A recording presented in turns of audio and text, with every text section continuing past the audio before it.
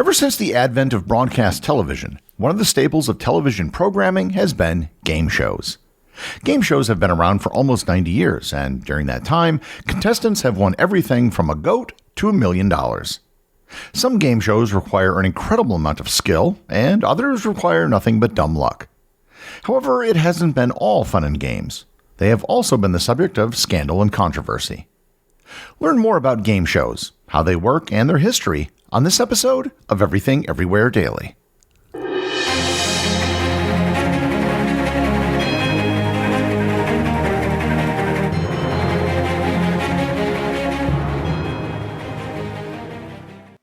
This episode is sponsored by MasterClass. If you're listening to this podcast, then you are someone who is curious about the world and loves to learn. And if you want to give the gift of learning and knowledge this Christmas, you can't do better than MasterClass. MasterClass offers online classes from some of the most successful instructors in the world in their fields.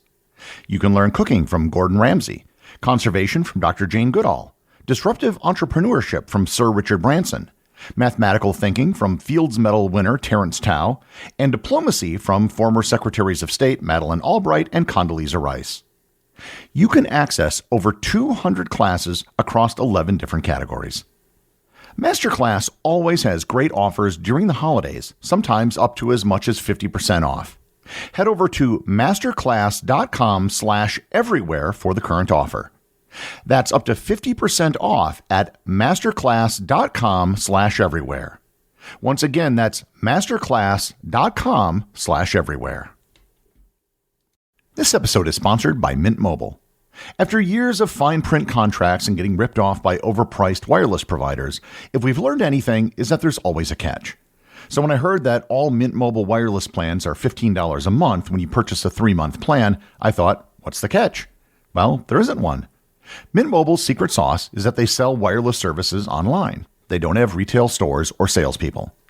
I recently moved my phone to Mint Mobile, and it was super easy. I didn't have to go to a store, and here's the best part. I'm using the exact same cell towers and network that I was using before, along with the exact same phone and same phone number. To get this new customer offer and your new 3-month unlimited wireless plan for just $15 a month, go to mintmobile.com/EED. That's mintmobile.com/EED. Cut your wireless bills to $15 a month at mintmobile.com/EED. $45 upfront payment required, equivalent to $15 a month. New customers on first 3-month plan only. Speed slower above 40 gigabits on unlimited plan. Additional tax, fees, and restrictions apply. See Mint Mobile for details. Even if you haven't thought of it as such, game shows have become a part of our modern culture. If you have ever asked to buy a vowel, phrased an answer in the form of a question, or asked someone if that's their final answer, it's an acknowledgement of just how ingrained game shows have become.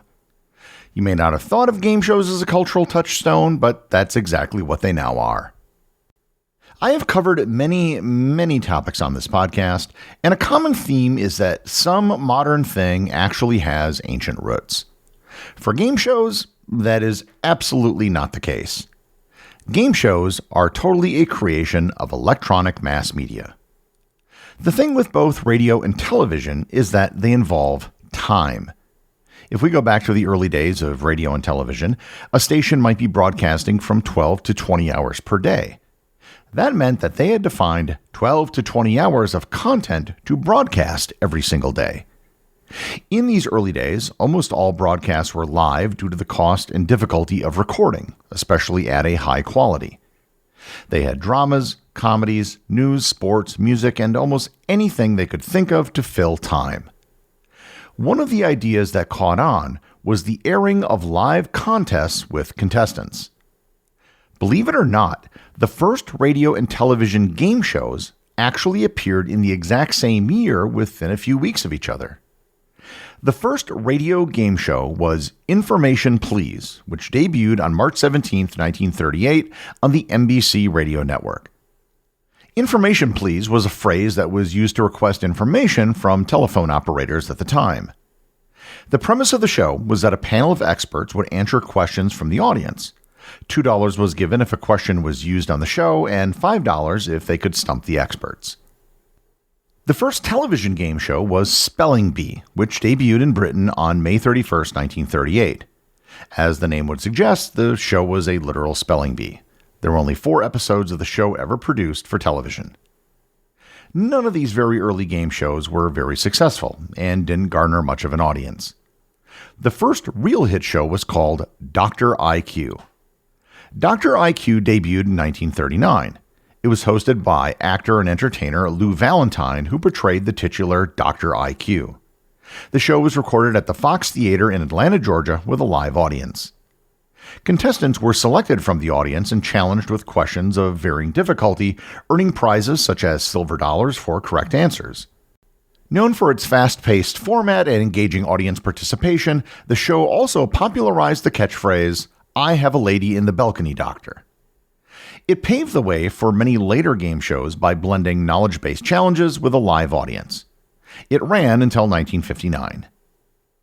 Television wasn't really popular in the 1940s. Not many people owned television sets, and television broadcasts were only available in a few cities. By 1950, television audiences were expanding rapidly, and the game show format was revisited.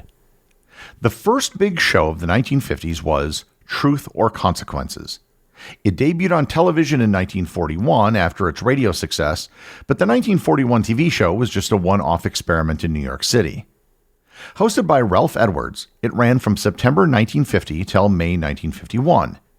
It was then brought back on NBC from 1954 to 1956, and then again on daytime television from 1956 to 1965. Then it went into full syndication until 1988. From 1956 to 1975, it was hosted by Bob Barker. Game shows, usually referred to as quiz shows, were very popular in the 1950s. Shows like Break the Bank, Stop the Music, and Hit the Jackpot had large prizes, and there was a period when the U.S. government actually tried to shut them down, arguing that they were illegal lotteries. While these cases were being fought in court, the shows kept running and became even more popular. In 1952, a former radio program called Winner Take All was brought to television. This show was notable for several things. It was the first game show produced by Mark Goodson and Bill Todman. Goodson, a producer, and Todman, a business-savvy executive, formed their partnership in 1946, combining creative vision and operational expertise.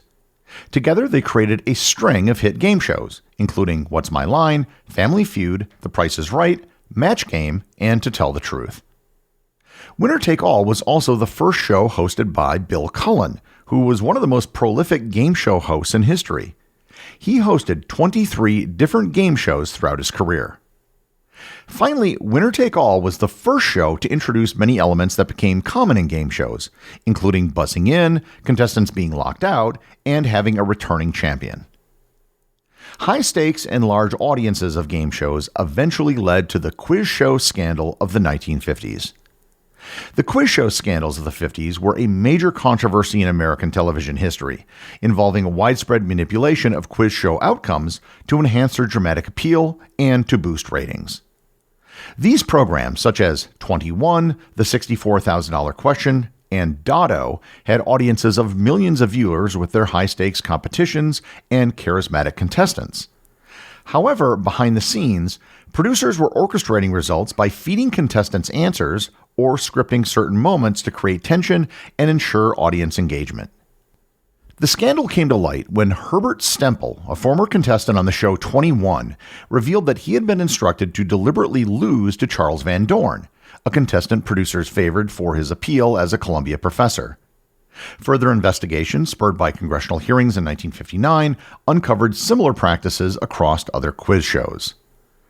The revelations shocked the public, eroded trust in television, and led to significant industry changes, including stricter regulations and the end of sponsor-driven control over program content. These events also made it illegal to rig game shows, fundamentally reshaping how television was produced and perceived in the United States. Despite the scandals, game shows made a big return in the 1960s. Shows like Jeopardy, which debuted in 1964, introduced innovative formats with intellectual rigor. The Dating Game, which premiered in 1965, and the Newlywed Game in 1966, combined humor and personal relationships into a game show. The 1960s and early 1970s saw a rise in daytime television game shows targeting homemakers. These game shows tended to have lower prize values than primetime game shows because of the difference in audience sizes. Notable examples include Let's Make a Deal, which premiered in 1963, and most notably, The Price is Right, which was revived in 1972. The Price is Right is one of the longest-running and most iconic game shows in television history. The original Price is Right was created by the previously mentioned Mark Goodson and Bill Todman and premiered on NBC on November 26, 1956. The original version, hosted by Bill Cullen, featured 4 contestants bidding on merchandise in an auction-style format, with the winner being closest to the actual retail price without going over. After a successful run on NBC and later ABC, this version ended in 1965. CBS revived The Price is Right on September 4, 1972, with a new format and a new host, Bob Barker. The revival was reimagined as a daytime show with greater audience interaction. This version included several key changes. Contestants were selected directly from the audience with the iconic call, "Come on down." Multiple pricing games such as Plinko, Cliffhangers, and Showcase Showdown became defining elements of the show. The Big Wheel and Showcase segment were added to create climatic moments. The revived Price is Right is the longest-running game show in history, having been on the air now for 53 years and recording over 9,000 episodes. The 1970s also saw a rise in celebrity-centered game shows such as Match Game and Hollywood Squares. Some shows like Wheel of Fortune, which premiered in 1976, ended up succeeding in TV syndication. One of the most interesting events in the history of game shows took place in 1984 on the show Press Your Luck. Press Your Luck was a game show where contestants answered trivia questions to earn spins on a flashing game board, aiming to win cash and prizes while avoiding the mischievous whammy, which would wipe out their earnings. A contestant named Michael Larson memorized the patterns on the game board, which determined where the flashing lights would land. By recognizing and timing the patterns, he avoided the dreaded whammy spaces and consistently landed on high-valued prizes and additional spins. Over 2 episodes, Larson exploited this strategy to win an unprecedented $110,237 in cash and prizes, a game show record at that time. His incredible run stunned the producers and viewers, but since he didn't break any rules, his winnings were awarded. One of the biggest trends in game shows starting in the late 90s and early 2000s was the creation of shows with enormous prize pools up to $1 million or more. The show Who Wants to Be a Millionaire debuted in 1998 in the United Kingdom, which was then followed by a US version in 1999. The show's popularity in the US and the UK led to international adaptations in over 100 different countries. The success of Who Wants to Be a Millionaire led to a rash of shows with potential million-dollar payouts. Shows like Survivor and Big Brother blended traditional game show elements with reality TV to award prizes. As the payouts on game shows grew, many of the long-running game shows changed their rules to allow for larger prizes. Most notably, Jeopardy removed the limit on the number of times returning champions could come back. For 20 years, it was limited to 5 appearances, but in 2003, they started to allow unlimited appearances. The new rule allowed for one of the greatest runs in game show history in 2004 by Ken Jennings. Jennings' 2004 run on Jeopardy is one of the most iconic achievements in game show history. Over 74 consecutive games, from June 2nd to November 30th, 2004, Jennings displayed unparalleled trivia knowledge, quick buzzer reflexes, and strategic gameplay, earning a total of $2.5 million in regular season winnings. His streak set a record for the longest winning run in the show's history and captivated audiences, turning him into a cultural phenomenon. Because of his initial 2004 run on Jeopardy!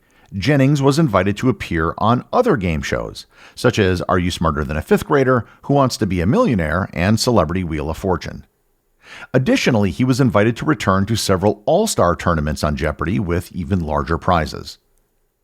As of the recording of this podcast, Ken Jennings' total winnings across all game shows is $5,296,214, which is the highest in game show history. The newest trend in game shows is adapting them for the online world.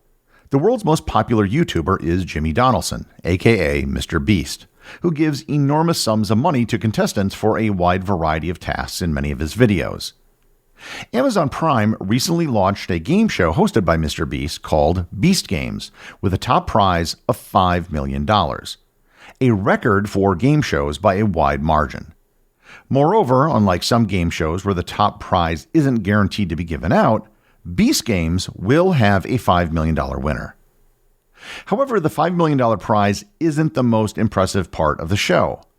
The total budget for the series, which consists of just 10 episodes, is over $100 million.